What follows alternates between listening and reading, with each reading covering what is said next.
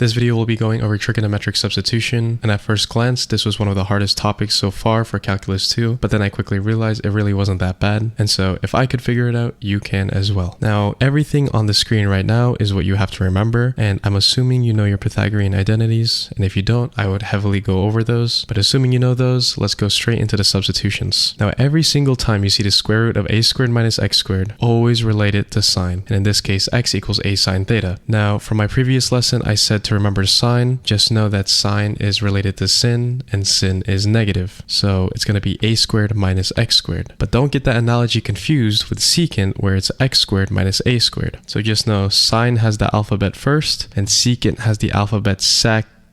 So notice how the alphabet is backwards here, so it's not a priority. Hopefully that helps you remember. And then how I remember tangent, I don't know if this will help y'all, but it's just a lot of people like the tan, so it's a positive. It's just an addition of both a squared and x squared. Now, if you're curious as to what this second row of each case is, this is basically the summary of the substitution. So this will be very helpful, and I will show you how later. So let's get onto our first problem. Now, let's say our first problem is the integral of 1 over the square root of 9 minus x squared dx. The first thing you should notice is that in the denominator, there's a 9 minus x squared under a square root. And so let's see what we can substitute here. In this case, since we're given 9 minus x squared under the square root, we can match that with our sine of theta, which is an a squared minus an x squared. So that's the substitution we will use. Now that we figured that out, how can we incorporate these two together? Well, let's find our a first. This problem is just a shell of a squared minus x squared. Let's just basically asking what is the square root of this 9 to find a. So in this case, a squared equals 9. Since we're trying to relate the a squared and the 9, we then come to figure that a equals 3. So now that we know this information, we could just plug in x equals 3 sine of theta. Now the next thing you want to do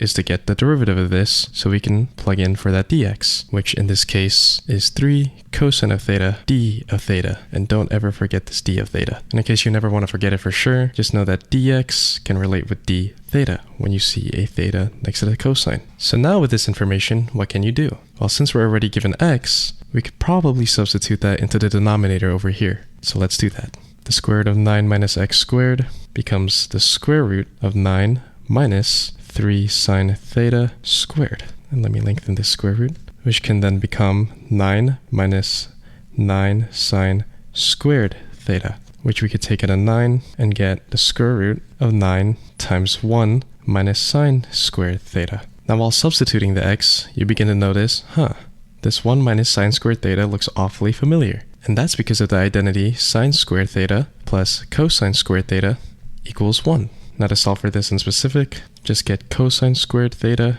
to equal 1 minus sine squared theta, which then gives you the square root of 9 times cosine squared theta. Now this becomes a very simple square root, as you just get 3 cosine theta. Now earlier, I was saying that a formula was very important in the second row, which I brought up over here. So now, instead of having to do all of that mess, you could just find your a and look at the pattern here that this square root of a squared minus x squared is the same as a cosine theta. So that is what made this so much easier for me. And to remember this, just know that sine relates with cosine, and every time you see tangent, it relates with secant, vice versa over here, secant to tangent. At least that's how I remember them. So if you want to solve for that specific part using that method I just showed, the shortcut method, we can just reduce this, and I'll show you what you could do instead. Every single time you see the form of sine theta, which is in this case 9 minus x squared under a square root, you could just figure out the a over here, which you already figured out was 3, and now all you have to do is just plug in that 3, which then goes from all of this mess to simply 3 cosine theta. And if that didn't make sense, all I did was get this identity, x equals a sine theta, and recognize that it is related to this identity, a squared minus x squared under a square root equals a cosine theta, and just solve this over here instead of having to do all of this work over here. So now let's just clean up this entire mess. Now that we have all of our information neatly organized in this little area, let's plug in. And also, this integral is the exact same thing as just the integral of dx over 9 minus x squared under a square root, which could then make plugging in easier. So with the information we're given, all we do is plug it in. This all becomes 3 cosine theta d theta over 3 cosine theta. This then simplifies to the integral of d theta, because these two cancel out. And now when we integrate, we're just left with theta plus c. And it looks like we're done, but we're not. See, originally we had our equation in terms of x, so we want to try to solve it in terms of x. And so far we've solved it, but in terms of theta. So how do we convert? Well, with all the information we're given, let's try to use x equals 3 sine theta. Now, how can we possibly relate x equals 3 sine theta to our answer? To solve for this theta over here, we must solve for this theta over here, which basically gives us the arc sine of x over 3. Now let's slow down here for a bit. How did I do that? All I did was divide this x over the 3 over here, which just got me x over 3 equals sine of theta. And then to move that theta to this side, you just get the arc sine of that side, which is then arc sine of x over 3 equals theta. And all you have to do is just plug in whatever you got for theta into this theta. So then we get arc sine of x over 3 plus c. And that will be our final answer. I would now like you to solve this second problem on your own. So if you haven't noticed already, this denominator is x squared plus 4, which is basically the same as the tangent form given over here, which is a squared plus x squared. And since we're using tangent form, it's just x equals a tangent theta. So then we just solve for a over here, which is a squared equals 4, which lets our a become 2. And knowing the shortcut method, we know that x squared plus a squared is the same as a secant theta. So we can now substitute that denominator for 2 secant theta. Now the only thing we're missing here is solving for this dx over here, which is just the derivative of a tangent theta, which just gives us 2 secant squared theta d theta. And again, don't forget those d thetas. Now that we have all of our variables, we could just turn this equation into the integral 2 secant squared theta d theta over 2 secant theta, which basically just gives us the integral of secant theta d theta, since we cancel out the 2 and one of the secants. Now you have to remember your integration of secant, which is basically the natural logarithm of secant theta plus tangent theta, which you can add with c. Now again, are we done? Nope. We still have that theta to solve for. So let's see what we can use here. Since we were using the x equals a tangent theta, we know that our a is 2, so we could plug that in. And let's move that down here and solve for this theta over here. Now to do that, we know that tangent of theta equals x over 2, and we can relate the identity secant squared theta equals 1 plus tangent squared theta, which is the same thing as secant theta equals the square root of 1 plus tangent squared theta.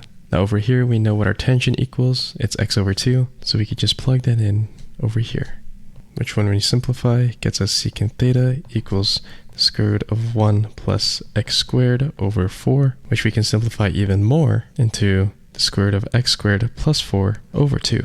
And now that we know both our secant of theta and our tangent of theta over here, we can just plug in, which gets us ln of x squared plus 4 under square root over 2 plus x over 2 plus c, which we can simplify even further to x squared plus 4 under square root plus x all over 2, which if you would like to simplify even further, you could just use the quotient rule of ln a over b equals ln a minus ln b, which gets you ln of x squared plus 4 under square root plus x minus ln of 2 plus c, which then absorbs into this constant of c, so it disappears fully and becomes ln x squared plus 4 under square root plus x plus c. But I feel like you don't want to remember that, and neither do I, so let's just take this as our final answer.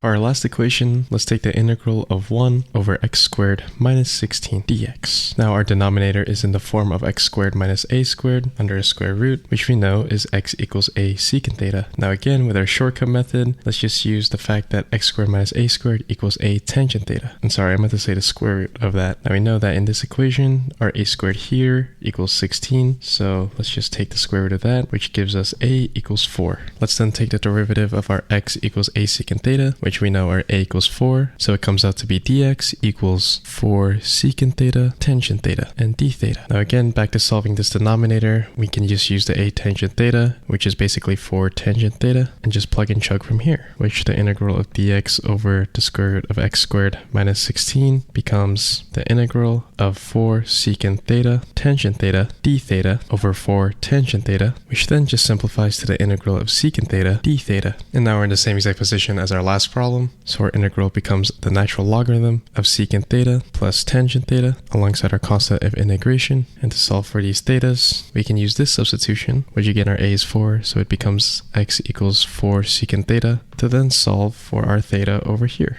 So that becomes secant of theta equals x over 4. Now we can use our identity, tan squared theta equals secant squared theta minus 1, which simplified becomes tangent of theta equals the square root of secant squared theta minus 1, and then substitute our solved secant into this secant, which then gets us the tangent of theta equals x squared over 16 minus 1 under a square root, which simplifies to the square root of x squared minus 16 over 4. Now since we know what our tangent equals as well as our secant, we can finally plug all of that back in to this equation over here, which then gets us the natural logarithm of x plus the square root of x squared minus 16 all over 4 plus our constant of integration.